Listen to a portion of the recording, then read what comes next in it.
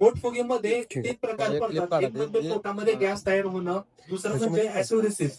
Rumen जो pH आहे, पोटाचा जो पीएच आहे सर्वसाधारण 5 ते 6 पर्यंत असतो. 5 ते 6 पर्यंत पीएच असतो. तो पीएच कसा चेक करायचा?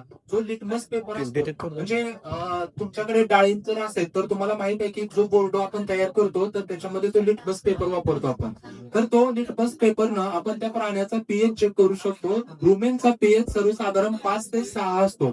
पण लक्षात घ्या, जर त्या प्राण्यानं मका खाल्ली, गहू खाल्लं आणि त्याचं जर विष तयार झालं तर त्या प्राण्याचा जो पीएच कमी होतो. तर ज्यावेळेस पीएच 5 पेक्षा पीएच कमी होतो तर त्यावेळेस ऍसिडोसिस असं म्हणलं जातं. आणि सर्वसाधारण 7 पेक्षा जास्त पीएच होतो तर त्यावेळेस त्याला अल्कोलोसिस असं म्हणलं जातं. पोटफुगीमध्ये गॅस होणं हे किरकोळ आहे, याच्यामध्ये कव्हर होऊन जातं. पण ऍसिडोसिस अल्कोलोसिस मधून ते कव्हर करणं खूप मुश्किल आहे. भरपूर अनुभवी लोकच ते कव्हर करू शकतात.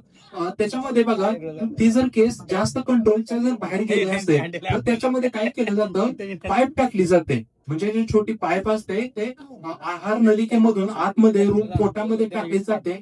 थोडस पंपिंग करून त्याच्यामध्ये जे लिक्विड आहे तर ते सगळं लिक्विड बाहेर काढलं जातं. अल्कलोसिस मध्ये आणि ऍसिडोसिस मध्ये खूप घातक आहे. त्याच्यामध्ये तुम्ही ऍट्रोपेन्सल्फेट आहे, जो आहे, किंवा त्या प्राण्याला मेग्लोडाईनचं इंजेक्शन करू शकता. बी कॉम्प्लेक्स मध्ये तुम्ही ट्रायबेटचे इंजेक्शन करू शकता. अशा पद्धतीनं तुम्ही हे सगळं उपचार करू शकता ऍसिडोसिस आणि अल्कलोसिस. कुणाचे